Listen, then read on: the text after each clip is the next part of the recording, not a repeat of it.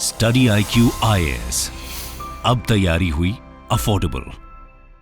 नमस्कार दोस्तों, मेरा नाम है करम योगी दिवाकर बोथरा और मैं आप सबका स्वागत करता हूं एक नई सीरीज जिसके 3 एपिसोड ऑलरेडी हो चुके हैं। Know your concepts in 5 minutes. I have already explain the importance of concepts. यहाँ पे हमारा मुद्दा ये है कि 5 से 6 मिनट, 5 से 7 मिनट के टाइम स्पैन में एक एक कॉन्सेप्ट की एकदम क्लियरिटी होनी चाहिए। और ये सारे के सारे पीडीएफ्स मेरे टेलीग्राम चैनल्स पे अवेलेबल होंगे विद एवरी रेस्पेक्टिव एपिसोड्स। आज का जो कॉन्सेप्ट है वो है आइडियोलॉजी। एक कॉमन अंडरस्टैंडिंग ये है कि कोई भी वैल्यूज को हम आइडियोलॉजी मान लेते हैं। आइडियोलॉजी कोई भी वैल्यूज नहीं होती है, कुछ सिर्फ वैल्यूज होती है और कुछ वैल्यूज धीरे धीरे एक आइडियोलॉजी बन जाती है, विचारधारा बन जाती है। अब ये आइडियोलॉजी होती क्या है? अगर एक सिंपल टर्म में बोलूं तो कॉन्क्रीट या फिर coherent set of ideas. Coherent set का मतलब ये है यहां पे कि ये चाहे कोई भी इंडिविजुअल हो, उसके लिए इसका मीनिंग सेम रहेगा। वो वैल्यूज इक्वली सबको इन्फ्लुएंस करेगी। तो फॉर एग्जांपल अगर हम देखें लेफ्ट, तो कोई एक ऐसी वैल्यू होती है जो सारे लेफ्टिस्ट एज्यूम करते हैं और वो लेफ्ट की वैल्यू क्या है? Pro labour. बट अगर थोड़ी सी डीपर एक्सप्लेनेशन चाहिए या डेफिनेशन चाहिए आइडियोलॉजी की, तो आइडियोलॉजी को कुछ इस तरीके से डिफाइन किया जाता है कि ideology refers to set of values which appeals to its followers beyond its rational meaning। कि कुछ ऐसी वैल्यूज जो आप आंख बंद करके सपोर्ट करते हो और मानते हो, चाहे कोई आपको उसकी कितनी ही फ्लॉस बता दे, but still you accept those values, you do not reject those values. तो इसलिए कई बार आइडियोलॉजी को रैशनैलिटी के विपरीत या रैशनैलिटी के अगेंस्ट में कंपैरिजन में देखा जाता है। इट मे बी, अगर if you take a broader interpretations, but एक कोहेरेंट सेट ऑफ वैल्यूज जिसको आप फॉलो करो and you adhere to that without changing it, that becomes an ideology.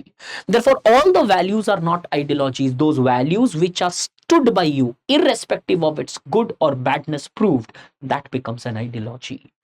अब ये टर्म जो आइडियोलॉजी था वो कॉइन किया गया था बाय डेस्ट्यूट डी ट्रेसी। जस्ट एक जनरल नॉलेज वाला पार्ट, रिमेंबर इट। अगर यूपीएससी की तैयारी कर रहे हो और कोई भी ह्यूमैनिटीज का एस्पेक्ट है, स्पेसिफिकली सोशलॉजी, पॉलिटिकल साइंस और फिलॉसफी, तो ये डेफिनेटली काम करेगा।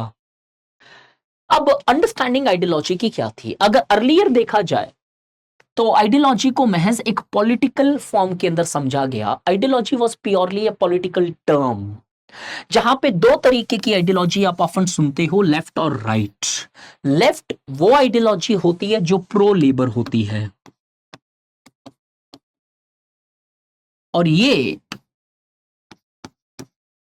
प्रो रूलिंग क्लास आइडियोलॉजी मानी जाती है। तो कहीं ना कहीं ये कंजर्वेटिव्स बन जाते हैं, ये रेडिकल्स बन जाते हैं। सर सेंटर भी तो होती है। टेक्निकली देखा जाए तो सेंटर जो है वो आइडियोलॉजी पे डिसाइड नहीं होती है। Centre is not defined on the basis of ideology, unlike left and right. Centre वो होते हैं, they take the actions on the basis of issues. Sometimes they may support leftist, sometime they support rightist. इसलिए centre को कभी ideology नहीं माना गया है, बिकॉज वो इश्यू बेस्ड एक्शन लेते हैं, कोहेरेंट सेट ऑफ आइडियाज को फॉलो नहीं करते, क्योंकि जो कोहेरेंट सेट ऑफ आइडियाज को फॉलो करते हैं वो हमेशा एक ही तरीके से एक्शन लेंगे। लेकिन आज के जमाने में आइडियोलॉजी जब डिस्कस की जाती है तो ideology is not just political. Today, the word ideology goes beyond politics and it includes feminism, patriarchy, culturism, nepotism, and various other forms of any values which is coherent and which is followed by a person without cross questioning. So today the ideology has been clearly established as a ideology which is not restricted, a set of ideas which are not just restricted to the political spheres, it has went beyond political spheres. तो इसका मतलब ideology की जो परिभाषा है वो बढ़ गई है। अब एक small amount of information, our sociology batch have already started, 31st को क्लोज हो रहा है। Get into this batch because this is the right time to do your optional.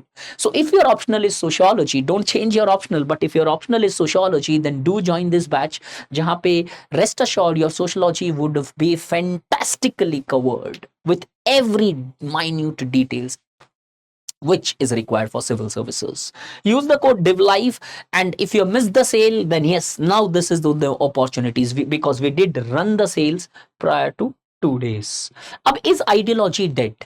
एक टाइम ऐसा आया कि 1960s के अंदर डैनियल बेल जैसे स्कॉलर ने एक आर्टिकल लिखा, एंड ऑफ आइडियोलॉजी, और ये माना गया कि क्या आइडियोलॉजी खत्म हो गई। ये नॉर्मली 1960s से डिबेट आती है, आर्टिकल बाद में लिखा जाता है जब अब यूएसएसआर का डिसइंटीग्रेशन देखते हो।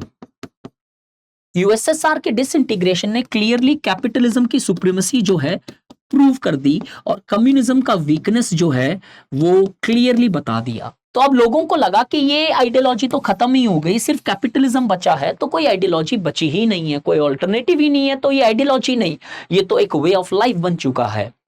अब ये जो एंड ऑफ आइडियोलॉजी की डिबेट है वो रेस्ट्रिक्टेड है to only political understanding of ideology, but आज हमने देखा कि ideology is come beyond politics.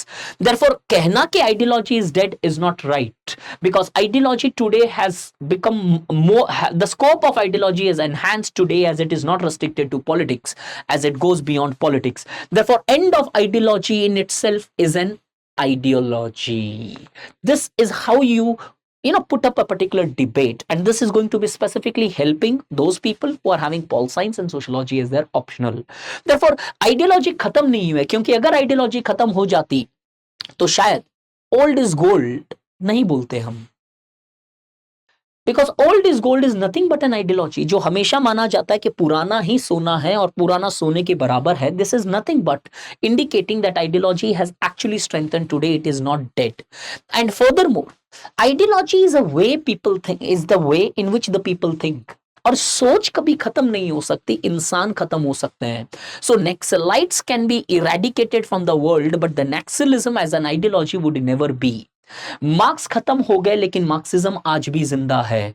Since ideology is a belief system, the ideology can never die, as ideology also plays an important role as it helps people to develop that common aspects of understanding. Ideology also brings change. कुछ alternative ideologies है, Gramsci जैसे scholars ने बताए, जो change लाने के लिए जरूरी है। राजा राममोहन रॉय सर ने भी एक आइडियोलॉजी दी, ईश्वरचंद्र विद्यासागर सर ने भी एक आइडियोलॉजी दी, और बी आर अम्बेडकर सर ने भी आइडियोलॉजी दी, और गांधी जी ने भी वही एक नई आइडियोलॉजी दी।